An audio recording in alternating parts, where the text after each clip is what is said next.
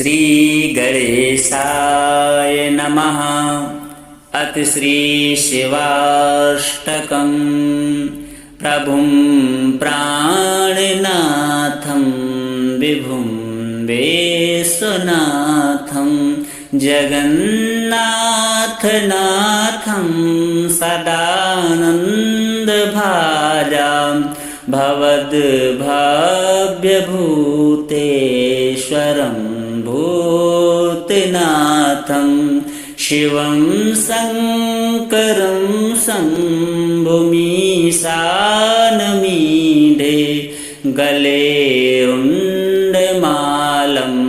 तनौ सर्पजालं महाकालकालं गणेशाधिपालं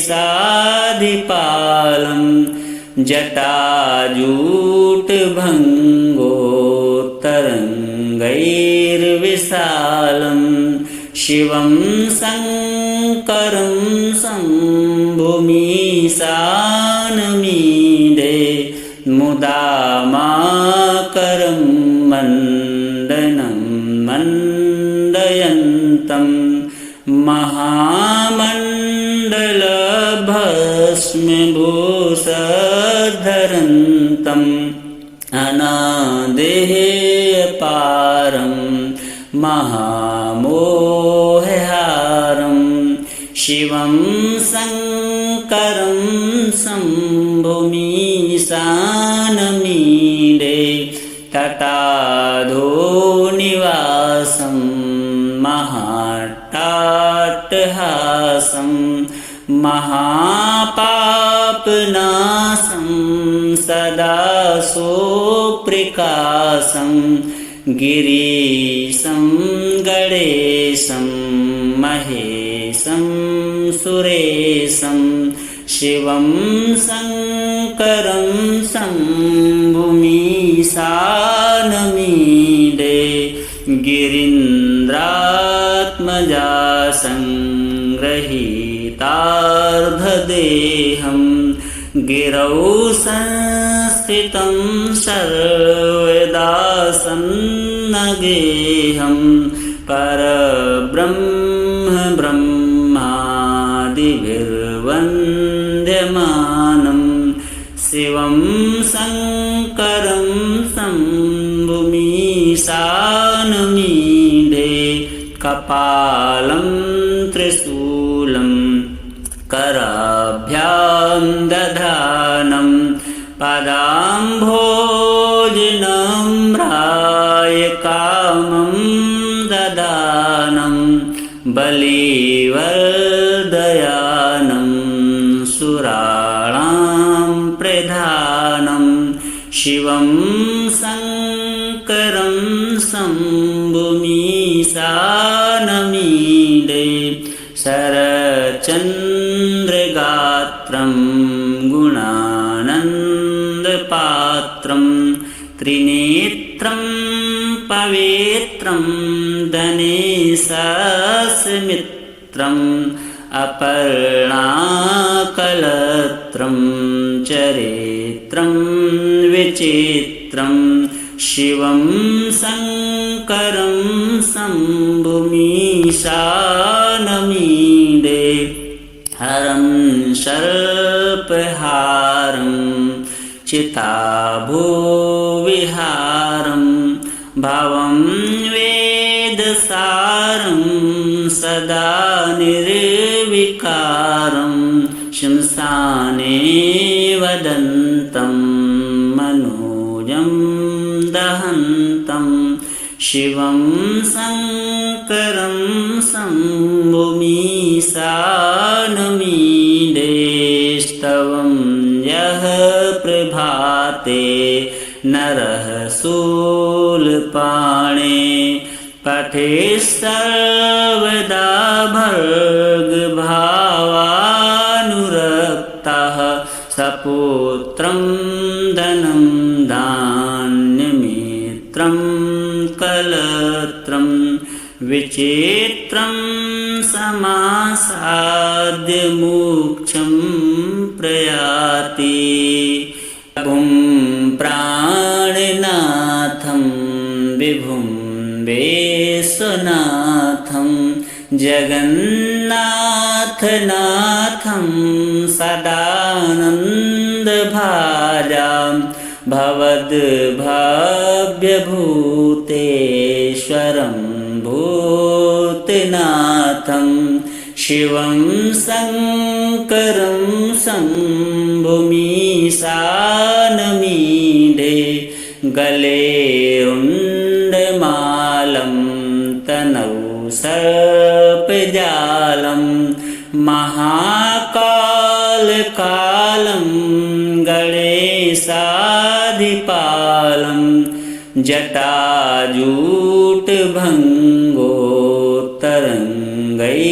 जटाजूटभङ्गोत्तरङ्गैर्विशालं शिवं शङ्करं शम्भुमीशानमीडे मुदामाकरं मण्डनं मण्डयन्तं महामण्डलभस्मभूषधरन्तम् अनादेयपारं महामोहहारं शिवं शङ्करं शम्भुमीशानमीडे तटाधोनिवासं महाट्टाट्टहासं महापापनाशं सदा सोऽप्रिकाशं गिरीशं गणेशं महेशं सुरेशं शिवं शङ्करं शम्भुमीशानमीडे गिरीन्द्रात्मजा सङ्गृहीतार्धदेहं गिरौ संस्थितं सर्वदा सन्नगेहं परब्रह्म ब्रह्मादिभिर्वन्द्यमानं शिवं शङ्करं शम्भुमीशानमीडे कपालं त्रिशूलं कराभ्यां दधानं पदाम्भोजनम्राय कामं ददानं बलिवर्दयानं सुराणां प्रधानं शिवं शङ्करं शम्भुमीशानमीडे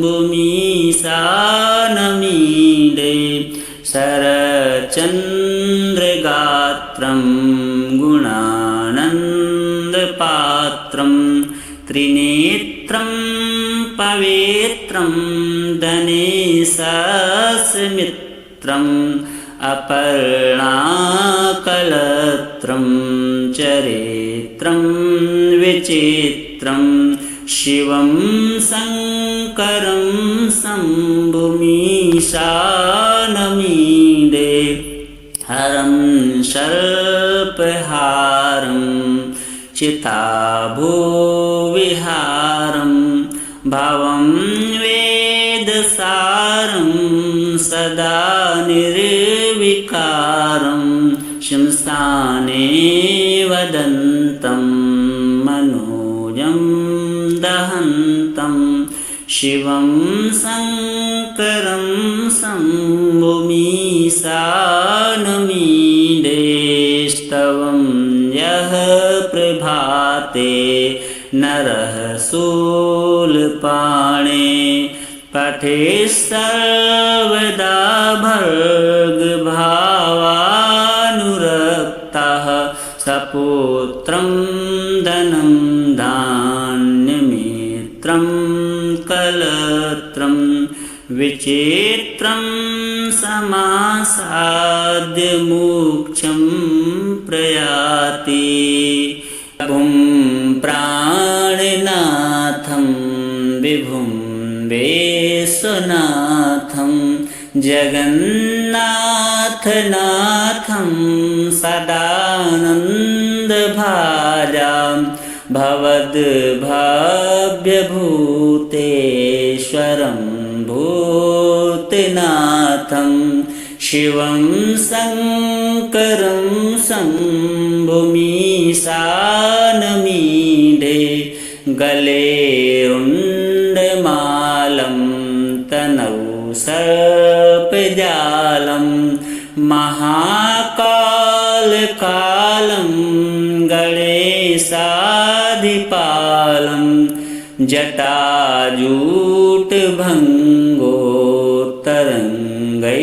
जटाजूटभङ्गोत्तरङ्गैर्विशालं शिवं शङ्करं शम्भुमीशानमीडे मुदामाकरं मण्डनं मण्डयन्तं महामण्डलभस्मभूषधरन्तम् अनादेयपारं महामोहहारं शिवं शङ्करं शम्भुमीशानमीडे तटाधोनिवासं महाट्टाट्टहासं महापापनाशं सदा सोऽप्रिकाशं गिरीशं गणेशं महेशं सुरेशं शिवं शङ्करं शम्भुमीशानमीडे गिरीन्द्रात्मजा सङ्गृहीतार्धदेहं गिरौ संस्थितं सर्वदा सन्नगेहं परब्रह्म ब्रह्मादिभिर्वन्द्यमानं शिवं शङ्करं शम्भुमीशानमीडे कपालं त्रिशूलं कराभ्यां दधानं पदाम्भोजनम्राय कामं ददानं बलिवर्दयानं सुराणां प्रधानं शिवं शङ्करं शम्भुमीशानमीडे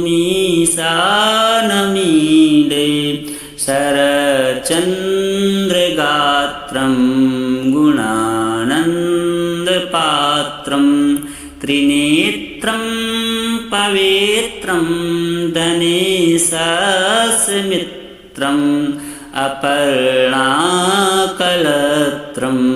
चरित्रं विचित्रं शिवं शङ्करं शम्भुमीशानमीडे हरं सर्पहारं चिताभूविहारं भवं वेदसारं सदा निर्विकारं शंसाने वदन्तं मनोजं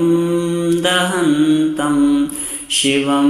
शङ्करं शम्भुमीशानमीडे स्तवं यः प्रभाते नरः शूलपाणे पठे सर्वदा भर्गभावानुरक्तः सपुत्रं धनं धान्यमित्रं कलत्रं विचित्रं समासाद्य मोक्षं प्रयाति भुं प्राणनाथं विभुं विश्वनाथं जगन्नाथनाथं सदानन्दभाजां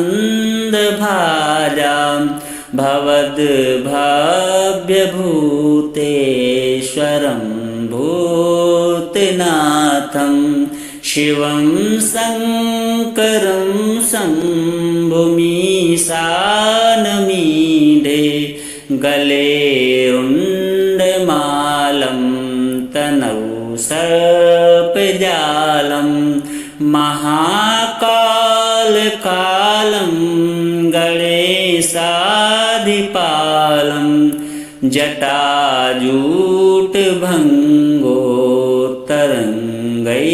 जटाजूटभङ्गोत्तरङ्गैर्विशालं शिवं शङ्करं शम्भुमीशानमीडे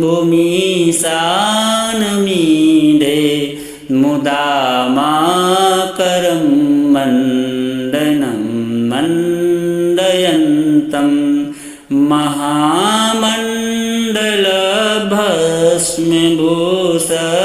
महामण्डलभस्मभूषधरन्तम्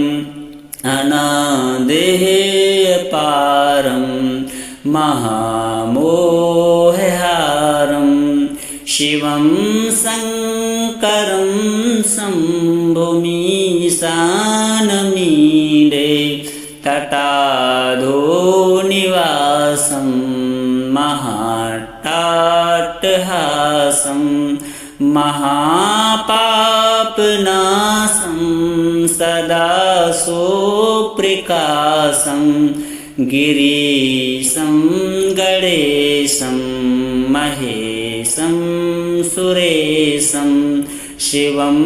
शङ्करं शम्भुमीशानमीडे गिरीन्द्रात्मजा संग्रहीतार्धदेहं गिरौ संस्थितं सर्वदा सन्नगेहं परब्रह्म ब्रह्मादिभिर्वन्द्यमानं शिवं शङ्करं शम्भुमीशानमीडे कपालं त्रिशूलं कराभ्यां दधानं पदाम्भोजनम्राय कामं ददानं बलिवर्दयानं सुराणां प्रधानं शिवं शङ्करं शम्भुमीशानमीडे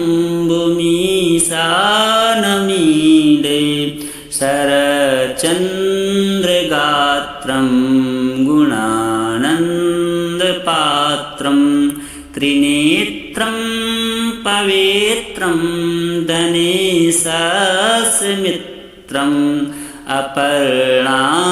अपर्णाकलत्रं चरित्रं विचित्रं शिवं शङ्करं शम्भुमीशानमीडे हरं सर्पहारं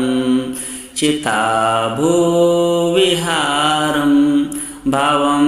वेदसारं सदा निर्विकारं शंसाने वदन्तं मनोजं दहन्तं शिवं शङ्करं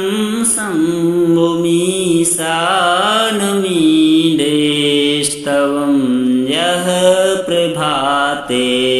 नरः शूलपाणे पठे सर्वदा भर्गभावानुरक्तः सपुत्रं धनं धान्यमित्रं कलत्रं विचित्रं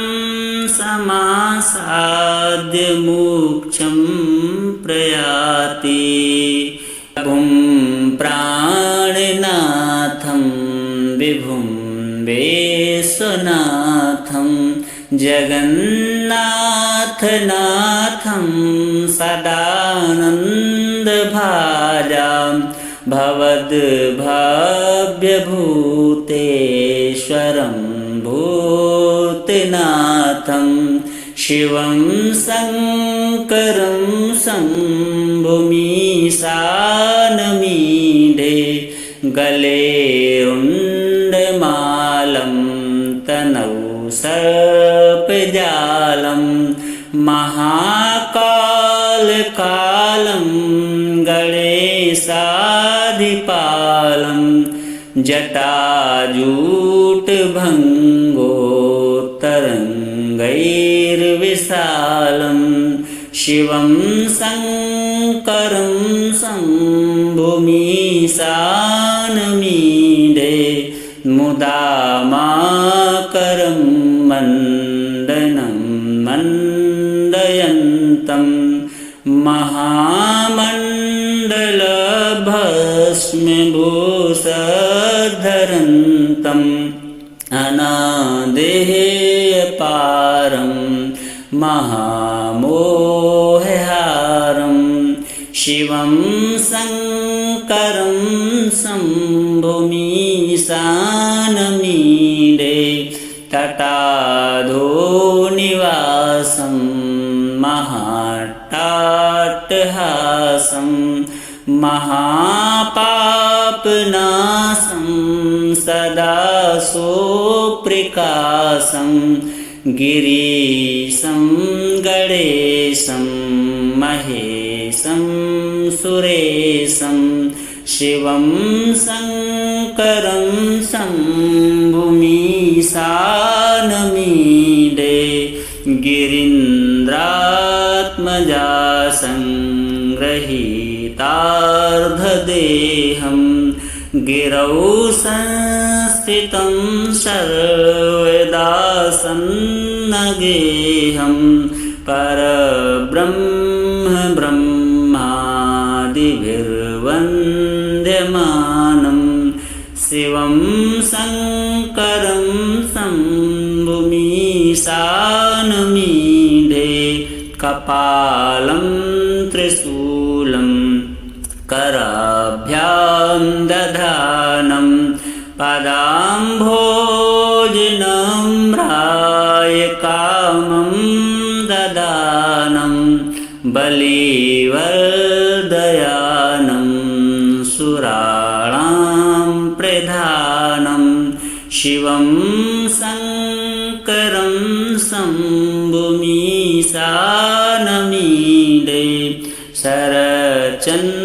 शरचन्द्रगात्रं गुणानन्दपात्रं त्रिनेत्रं पवित्रं धनेशास्मित्रम् अपर्णाकलत्रं चरित्रं विचित्रं शिवं शङ्करं शम्भुमीशानमीडे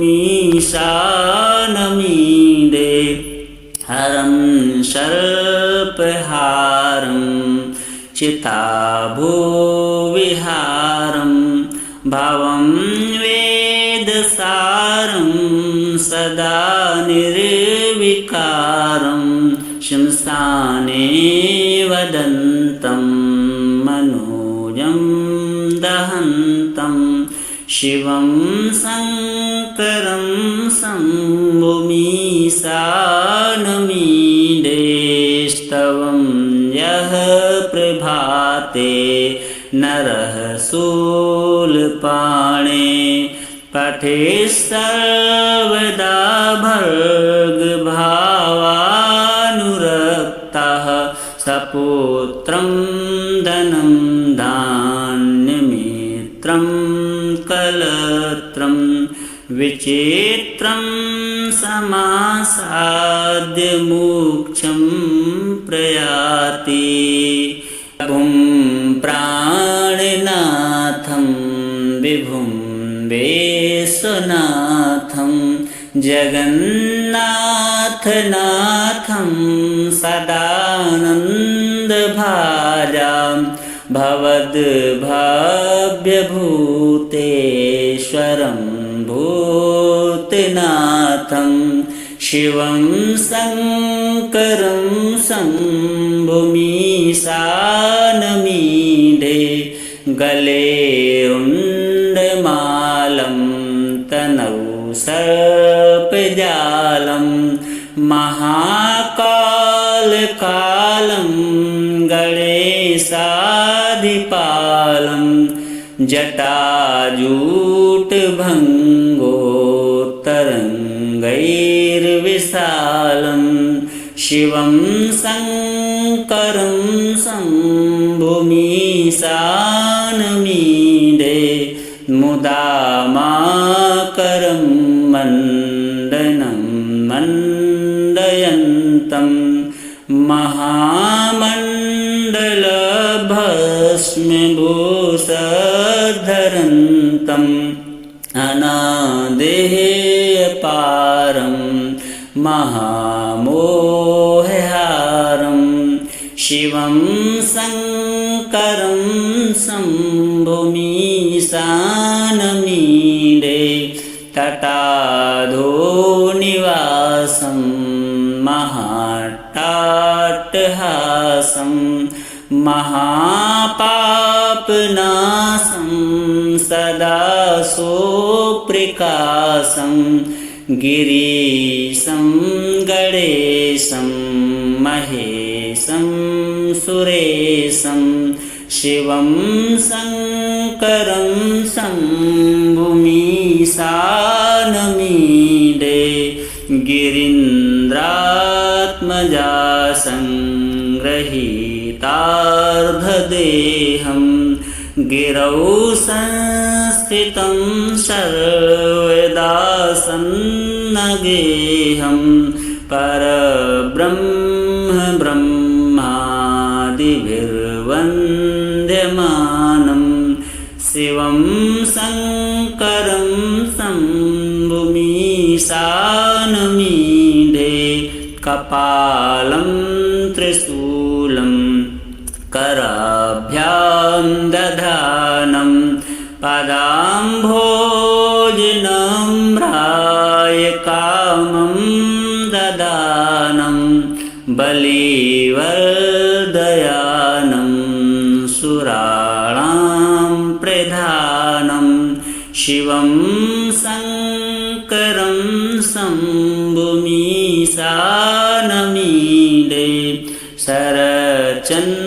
शरचन्द्रगात्रं गुणानन्दपात्रं त्रिनेत्रं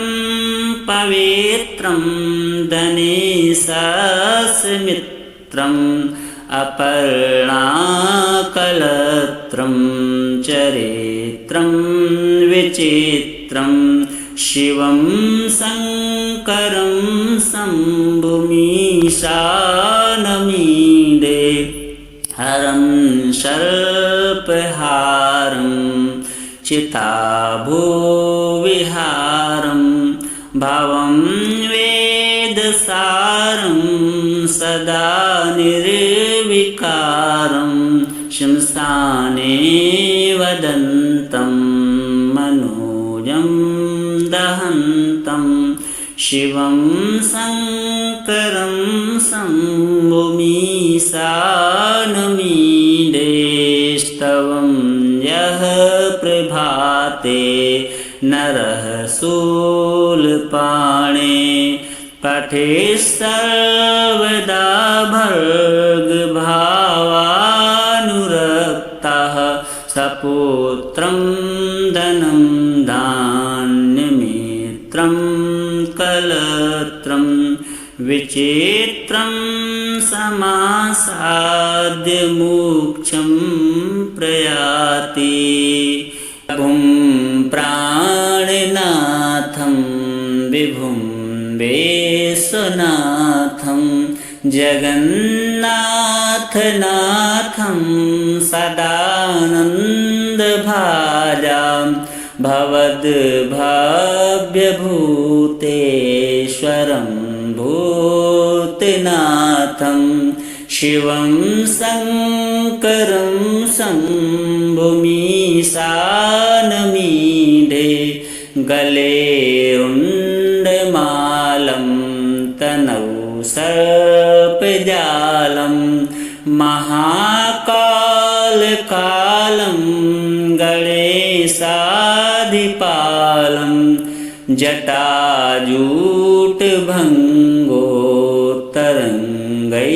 जटाजूटभङ्गोत्तरङ्गैर्विशालं शिवं शङ्करं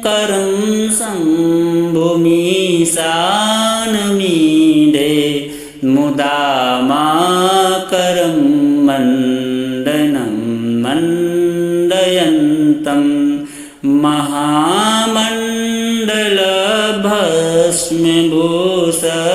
महामण्डलभस्मभूषधरन्तम् अनादेयपारं महामोहहारं शिवं शङ्करं शम्भुमीशानमीडे तटाधोनिवासं महाट्टाट्टहासं महापापनाशं सदा सोऽप्रिकाशं गिरीशं गणेशं महेशं सुरेशं शिवं शङ्करं शम्भुमीशानमीडे गिरीन्द्रात्मजा संग्रहीतार्धदेहं गिरौ संस्थितं सर्वदा सन्नगेहं परब्रह्म ब्रह्मादिभिर्वन्द्यमानं शिवं शङ्करं शम्भुमीशानमीडे कपालं त्रिशूलं कराभ्यां दधानं पदाम्भोजनम्राय कामं ददानं बलिवर्दयानं सुराणां प्रधानं शिवं शङ्करं शम्भुमीशानमीडे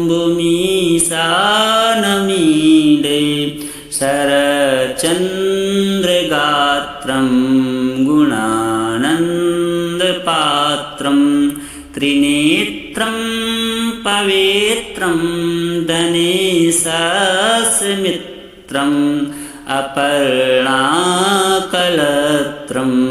चरित्रं विचित्रं शिवं शङ्करं शम्भुमीशानमीडे हरं सर्पहारं चिताभूविहारं भवं वेदसारं सदा निर्विकारं शंसाने वदन्तं मनोजं दहन्तं शिवं शङ्करं शम्भुमीशानमीडे स्तवं यः प्रभाते नरः शूलपाणे पठे सर्वदा भर्गभावानुरक्तः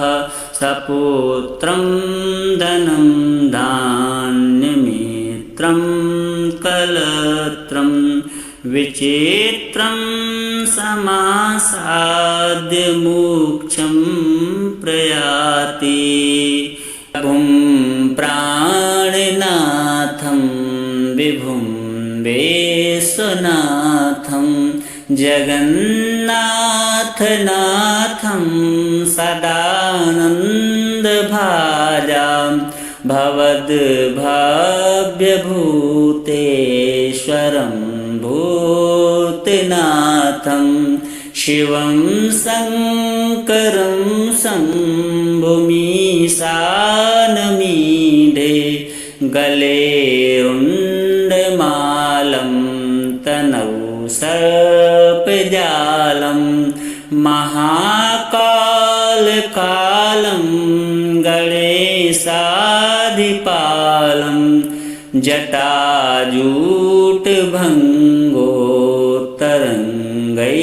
जटाजूटभङ्गोत्तरङ्गैर्विशालं शिवं शङ्करं शम्भुमीशानमीडे मुदामाकरं मण्डनं मण्डनं महामण्डलभस्मभूषधरन्तम् अनादेयपारं महामोहहारं शिवं शङ्करं शम्भुमीशानमीडे तटाधो निवासं महाट्टाट्टहासं महापापनाशं सदा सोऽप्रिकाशं गिरीशं गणेशं महेशं सुरेशं शिवं शङ्करं शम्भुमीशानमीडे गिरीन्द्रात्मजासं गृहीतार्धदेहं गिरौ संस्थितं सर्वदा सन्नगेहं परब्रह्म ब्रह्मादिभिर्वन्द्यमानं शिवं शङ्करं शम्भुमीशानमीडे कपालं त्रिशूलं कराभ्यां दधानं पदाम्भोजनम्राय कामं ददानं बलिवर्दयानं सुराणां प्रधानं शिवं शङ्करं शम्भुमीशानमीडे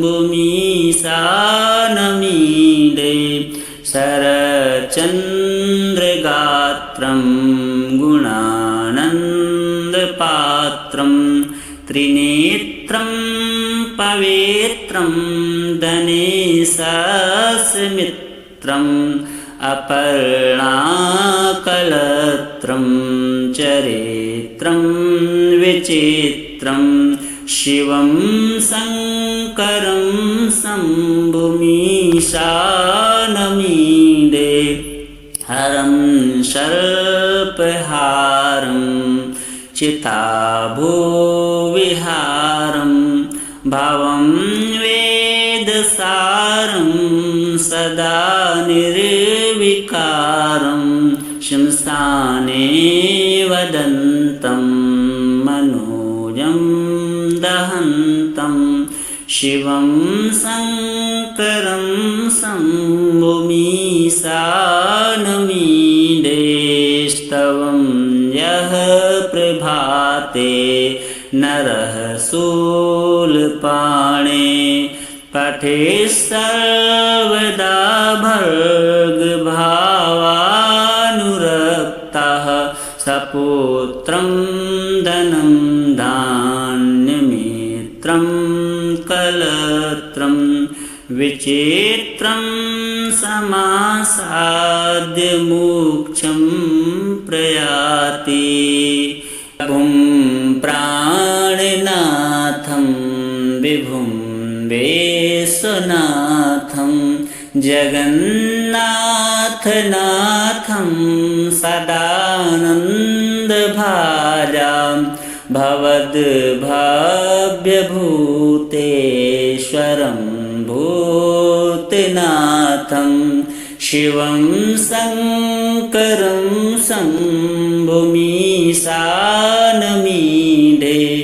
गले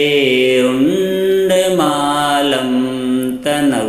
सर्पजालं महाकालकालं गणेशाधिपालं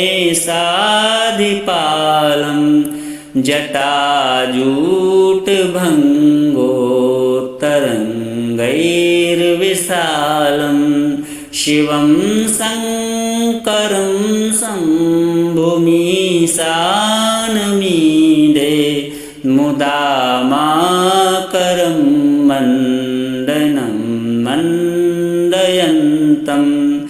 महामण्डलभस्मभूषधरन्तम् अनादेयपारम् महामोहहारं शिवं शङ्करं शम्भुमीशानमीडे तटाधो निवासं महाट्टाट्टहासं महापापनाशं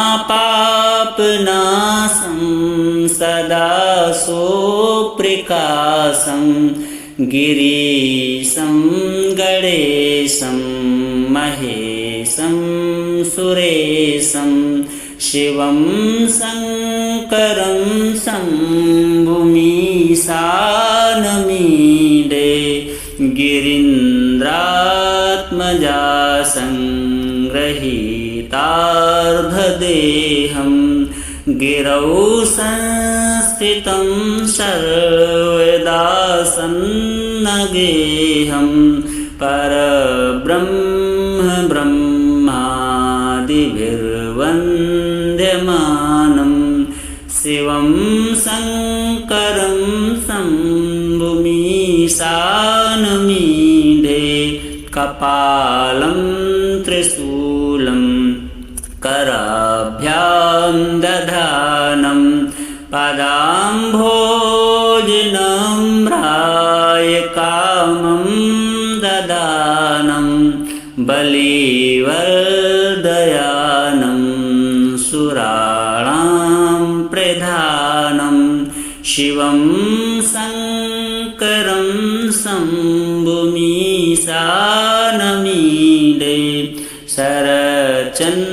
शरच्चन्द्रगात्रं गुणानन्दपात्रं त्रिनेत्रं पवित्रं धनेशास्मित्रम् अपर्णाकलत्रं चरित्रं विचित्रं शिवं शङ्करं शम्भुमीशानमीडे हरं सर्पहारं चिताभूविहारं भवं वेदसारं सदा निर्विकारं श्मशाने वदन्तं मनोजं दहन्तं शिवं शङ्करं शम्भुमीशानमीडे स्तवं यः प्रभाते नरः शूलपाणे पठे सर्वदा भर्गभावानुरक्तः सपुत्रं धनं धान्यमित्रं कलत्रं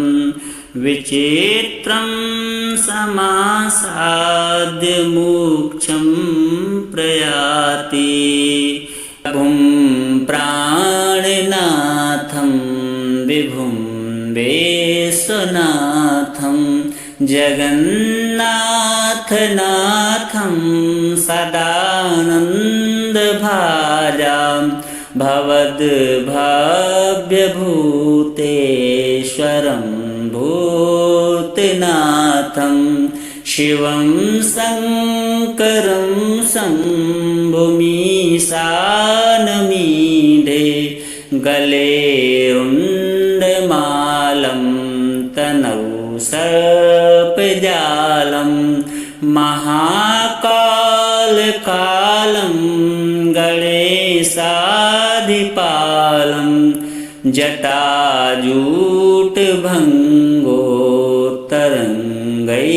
जटाजूटभङ्गोत्तरङ्गैर्विशालं शिवं शङ्करं शम्भुमीशानमीडे मुदामाकरं मण्डनं मण्डयन्तं महामण्डलभस्मभूषधरन्तम् अनादेयपारं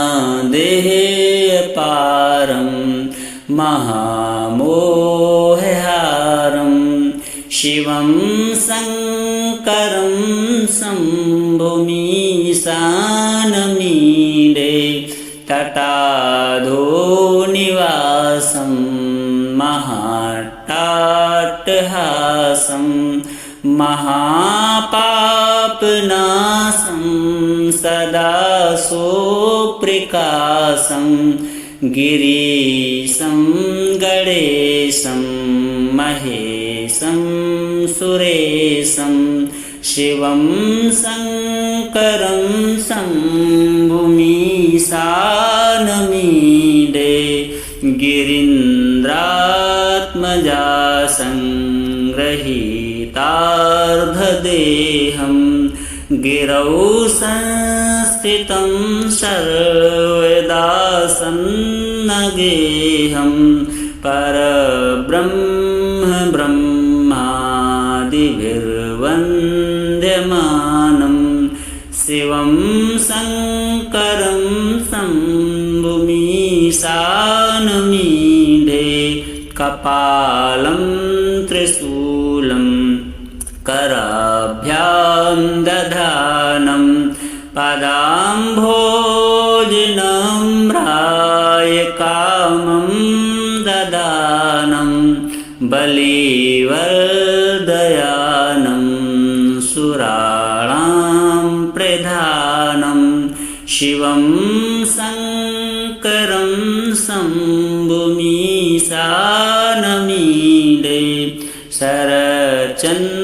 शरचन्द्रगात्रं गुणानन्दपात्रं त्रिनेत्रं पवित्रं धनेशास्मित्रम् अपर्णाकलत्रं चरित्रं विचित्रं शिवं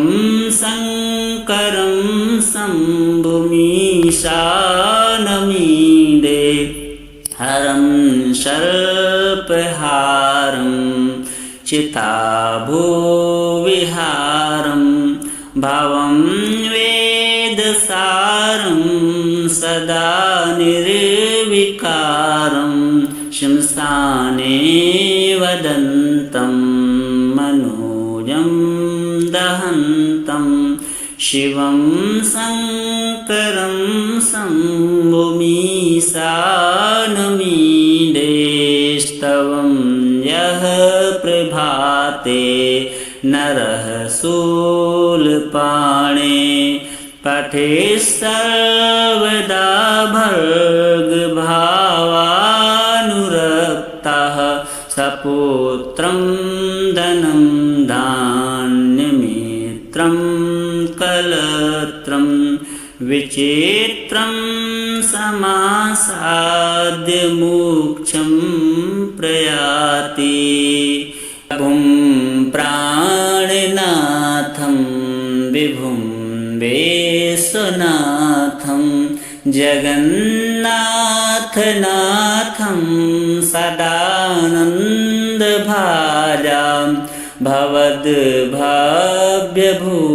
भवद्भव्यभूतेश्वरं भूतनाथं शिवं शङ्करं शम्भुमीशानमीडे गले रुण्डमालं तनौ सर्पजालं महाकालकालं गणेशाधिपालं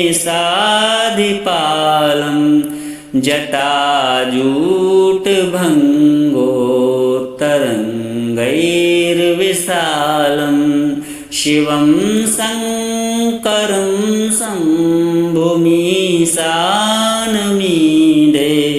मुदामाकरं मण्डनं मण्डयन्तं महामण्डलभस्मभूषधरन्तम् अनादेयपारं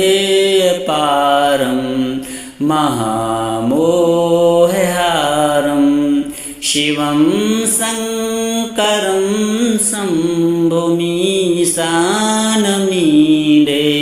तटाधोनिवासं महाट्टाट्टहासं महापाप महापापनाशं सदा सोऽप्रिकाशं गिरीशं गणेशं महेशं सुरेशं शिवं शङ्करं शम्भुमीशानमीडे गिरीन्द्रात्मजा संगृहीतार्धदेहं गिरौ संस्थितं सर्वदा सन्नगेहं परब्रह्म ब्रह्मादिभिर्वन्द्यमानं शिवं शङ्करं शम्भुमीशानमीडे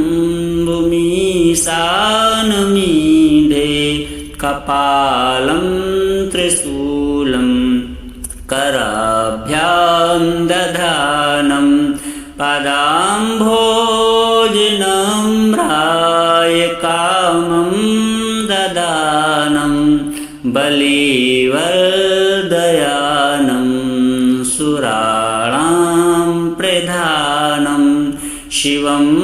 शङ्करं शम्भुमीशानमीडे शरचन्द्रगात्रं गुणानन्दपात्रं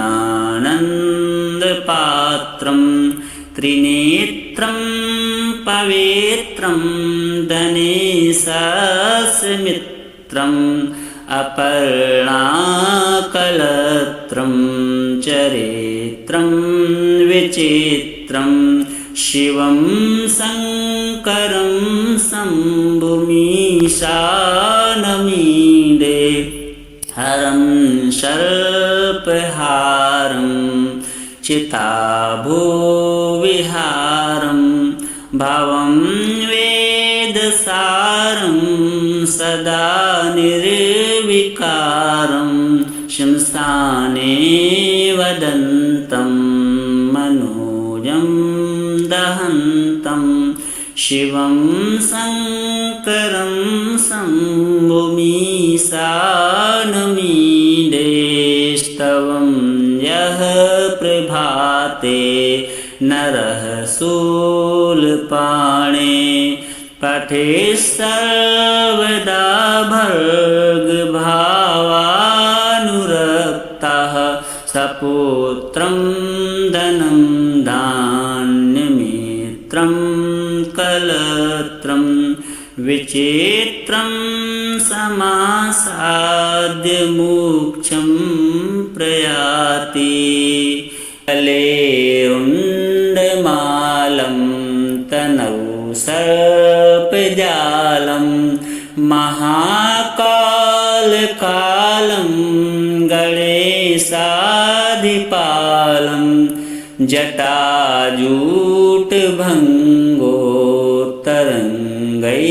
जटाजूटभङ्गोत्तरङ्गैर्विशालं शिवं शङ्करं शम्भुमीशानमीडे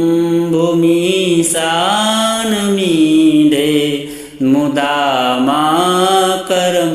मण्डनं मण्डयन्तं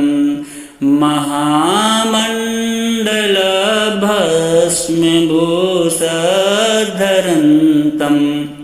अनादेयपारं महामोहहारं शिवं शङ्करं शम्भुमीशानमीडे तटाधो निवासं महाट्टाट्टहासं महापापनाशं सदा सोऽप्रिकाशं गिरीशं गणेशं महेशं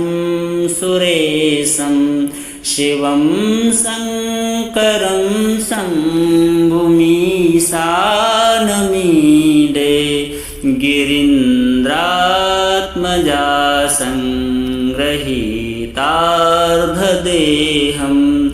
गिरौ संस्थितं सर्वदा सन्नगेहं परब्रह्म ब्रह्मादिभिर्वन्द्यमानं शिवं शङ्करं शम्भुमीशानमीढे कपालं त्रिशूलं कराभ्यां दधानं पदाम्भोजनम्राय कामं ददानं बलिवर्दयानं सुराणां प्रधानं शिवं शङ्करं शम्भुमीशानमीडे शरचन्द्रगात्रं गुणानन्दपात्रं त्रिनेत्रं पवित्रं धनेशास्मित्रम् अपर्णाकलत्रं चरित्रं विचित्रं शिवं शङ्करं शम्भुमीशानमीडे हरं सर्पहारं चिताभुविहारं भवं वेदसारं सदा निर्विकारं शंसाने वदन्तं मनोजं दहन्तं शिवं शङ्करं शम्भुमीशानमीडे स्तवं यः प्रभाते नरः शूलपाणे पठे सर्वदा भर्गभावानुरक्तः सपुत्रं धनं धान्यमित्रं